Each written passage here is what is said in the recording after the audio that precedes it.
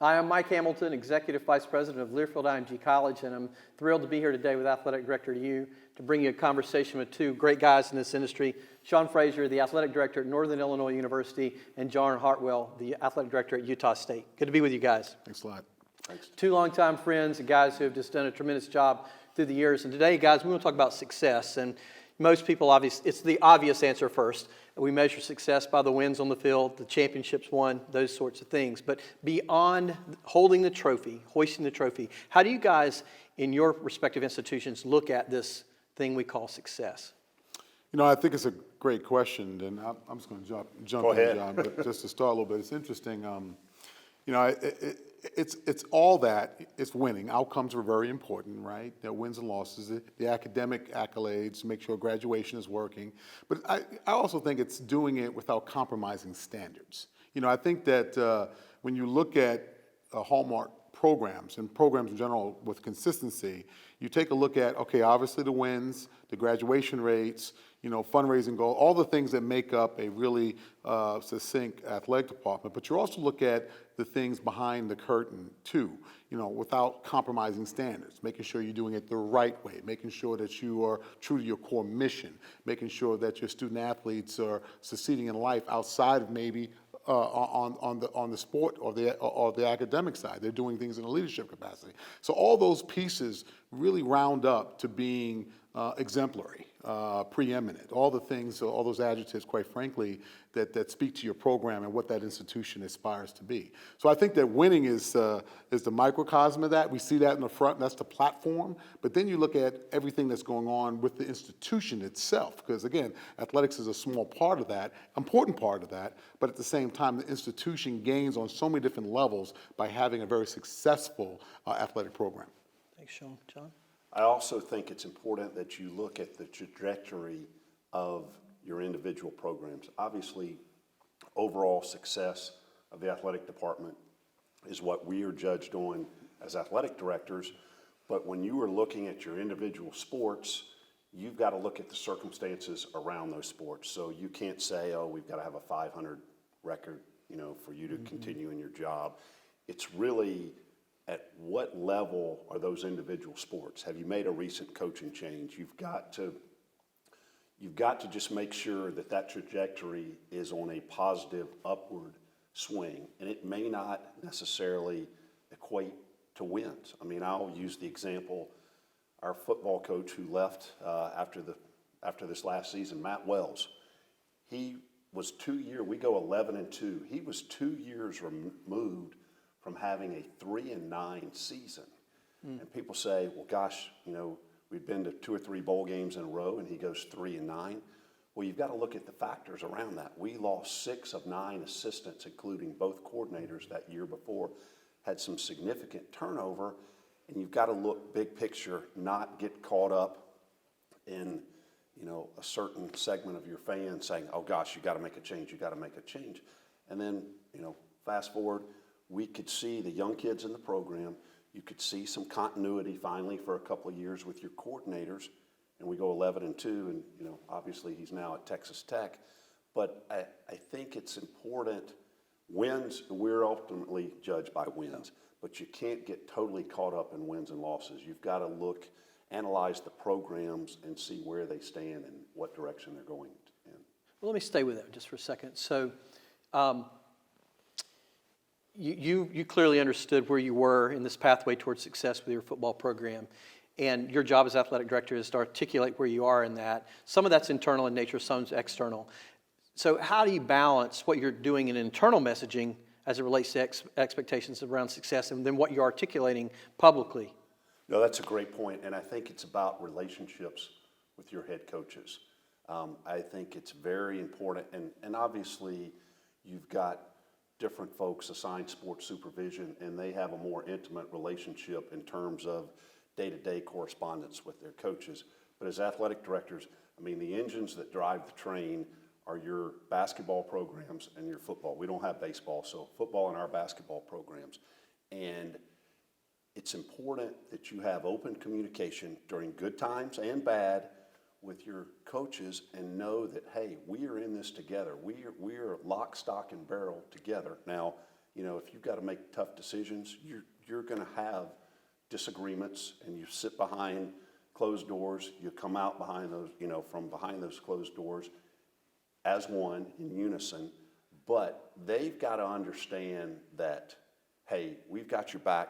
Yeah, we're getting some arrows thrown at us from some of our external constituents, but we believe in the process. So you've got to balance that internally, and then externally to those external constituents, a lot of whom may be doubting you.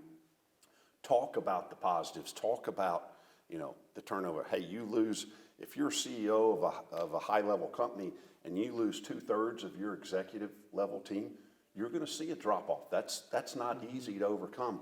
But what are the things we can do to be proactive to, in the future, eliminate that lack of continuity, as well as here are the things that we see are very positive about this program and we think are going to be the foundation for success going forward. That's great. So knowing what you know about the Huskies and knowing that your fans expect MAC championships and wins beyond MAC championships, those kind of things, how do you voice your standard of excellence, your standard of success to your fans? Yeah, you know, it's everything John has said. You know, I think you need to articulate the expectation.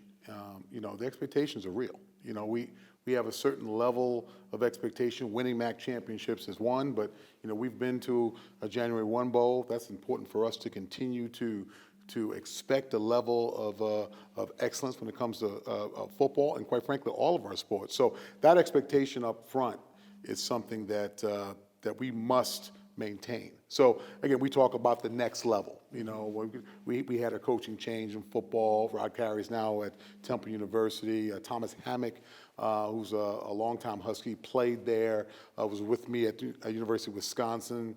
Unbelievable person, recruiter, football guy, was coached by Joe Novak, which is historic in our system. So he gets it. You know, we have this thing called the hard way.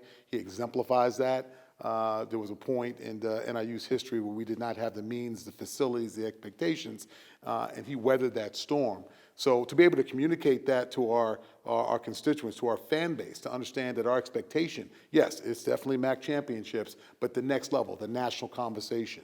You know, we definitely exemplify that in our scheduling philosophy, how we do with our facilities, how we do with our staff, the type of student athletes that we bring in. So all those are extreme. They're extreme, and they have to be echoed. They have to, through our social media, through my private conversations with the donors and supporters, through communications in my Frazier's Corner, which is on the social media platform.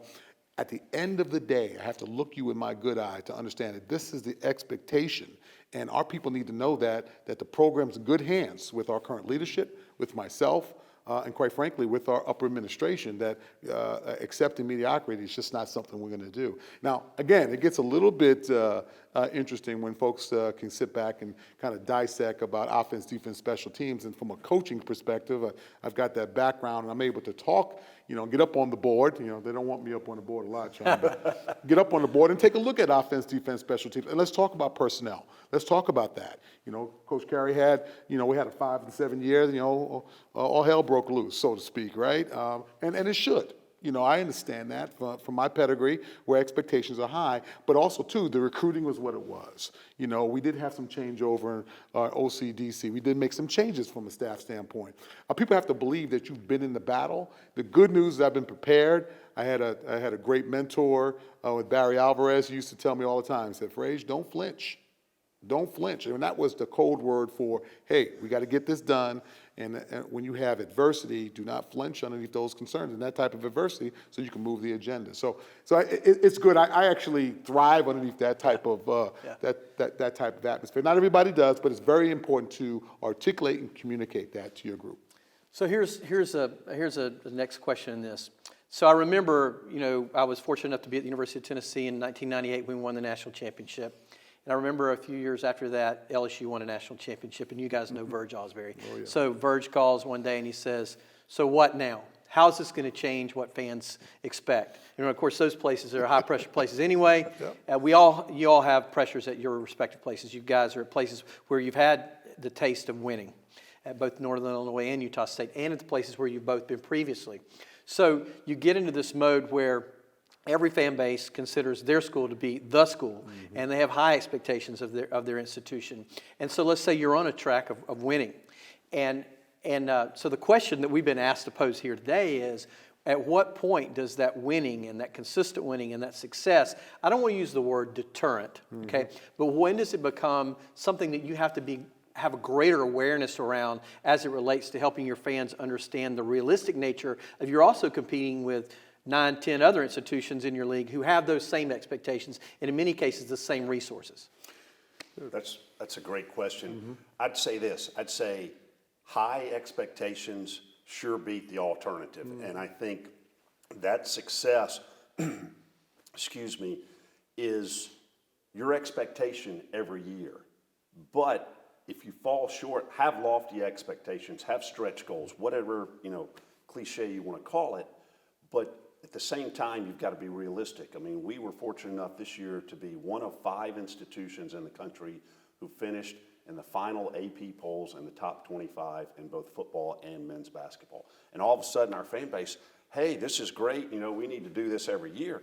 Well, yeah, absolutely, that's going to be our expectation, but we may fall short of that on a periodic basis. But I think when you've got those expectations and you've experienced some success, you've got to strike while the iron is hot. And my continued message to our fan base is, hey, yes, we've experienced success, a lot of success this year.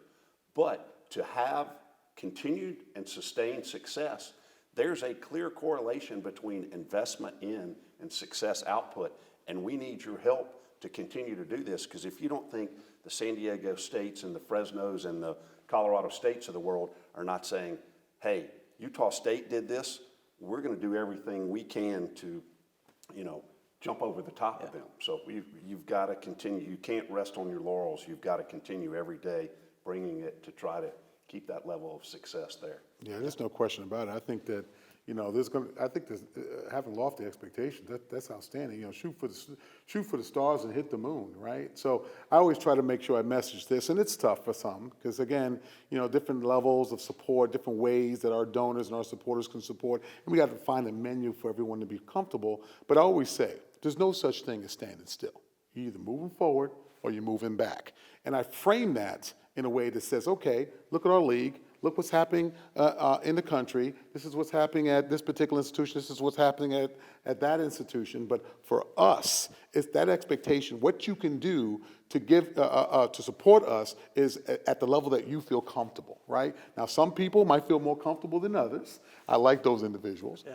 But I also want to make sure that Joe fan, that they come in and they can support by showing up to the stadium or supporting at the level they feel comfortable. That is so important for us. That's important for Northern Illinois. We've had significant amount of budget cuts in the state of Illinois. At one point, we didn't have a budget for 3 years, but we sustained to go to the championships, a game in football. We can sustain to be able to have an all-sport trophy in all of our women's sports. We continue to achieve and do things, not because of the fact we don't have the resources, because we have the level of support that our institution and our fan base will allow. So again, it's finding that, it's making sure people understand that we're not going to stand still. We're not just going to freeze this and everything is going to be the same every year. That's not going to happen. It's going to happen when we have continuous amount of support. So you're both at places that have had success, are having success, but they also, let's be candid, they serve as a launch point sometimes for coaches to make the next move. You just were talking about that a minute ago, John. So I know one of the answers is I got to hire the right guy, okay? But how do you maintain, once you've achieved that level of success and an expectation where people are coming in and they're winning at your place, how is that maintained when you have that next move to the next coach?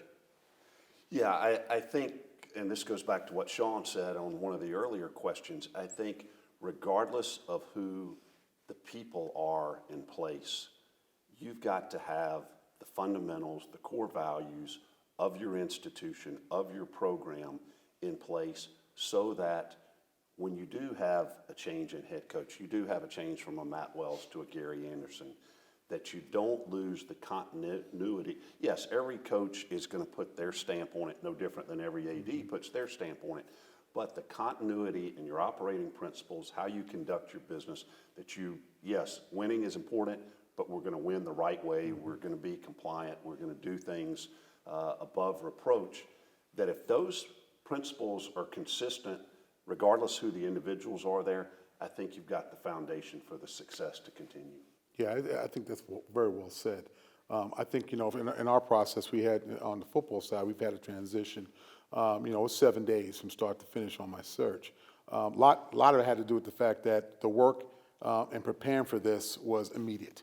There's no substitute for daily preparation. Kind of go back to that process. So in my mind, I do know what it needs to look like. I'm a better AD at NIU, having been there now for 6 years, and understand the right fit.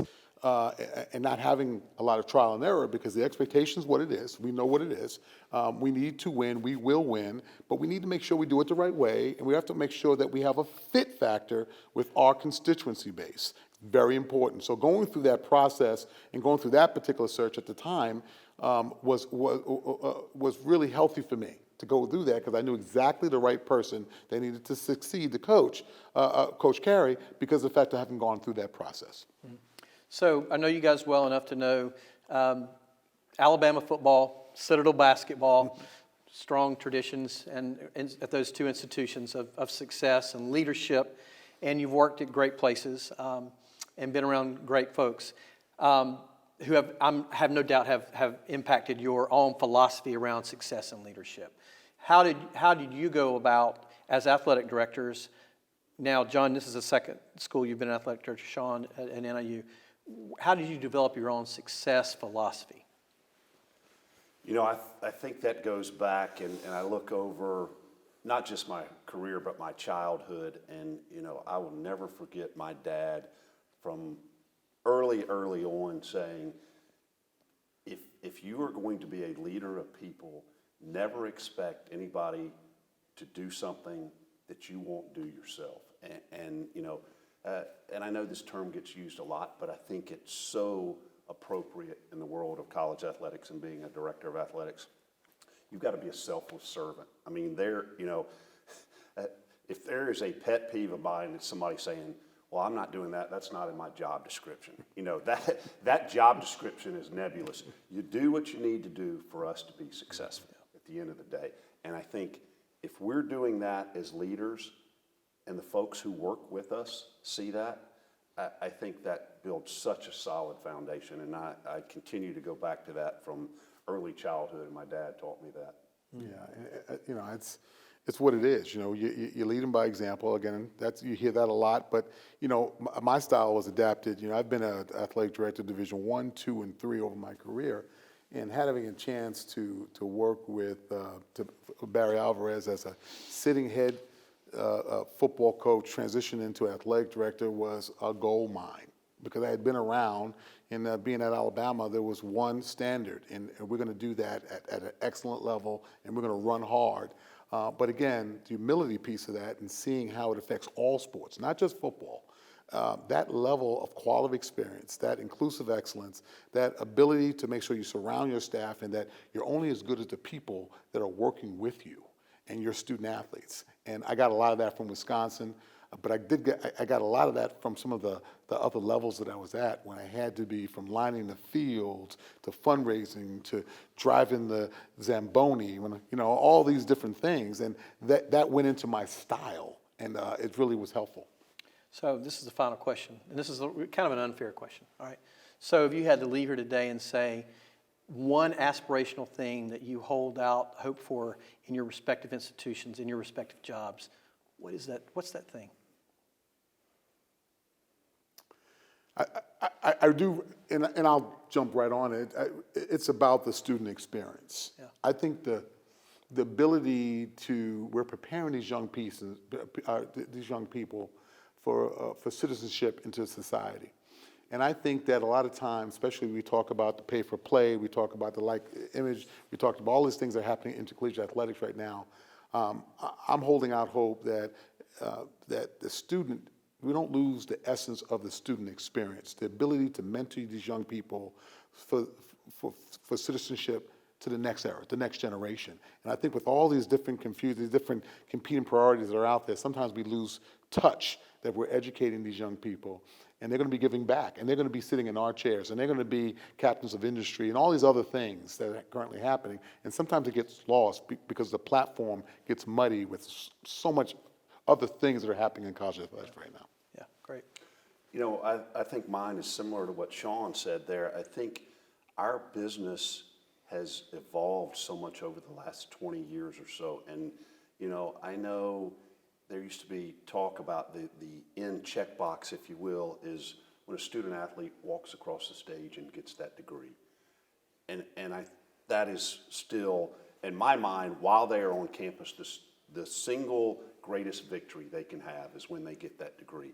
But I really think our responsibility has expanded, and we can't say when John Doe or Jane Doe walks across the stage that our job is done, because I really think what we do over the 2, 3, 4, 5 years where that student athlete is on our campus, that we arm them with the skills to be successful in whatever they do in life. And really the scorecard on those individuals is not done until much later in their career. And my hope would be that those student athletes look back and say, you know, my experience at Northern Illinois University or my experience at Utah State University was not just about competing on the field and getting my degree. It was about giving me a solid foundation that I can be successful throughout a lifetime. That's great. Well said. John Hartwell, Utah State University, Sean Frazier, Northern Illinois University. On behalf of Athletic Director U, thanks for watching.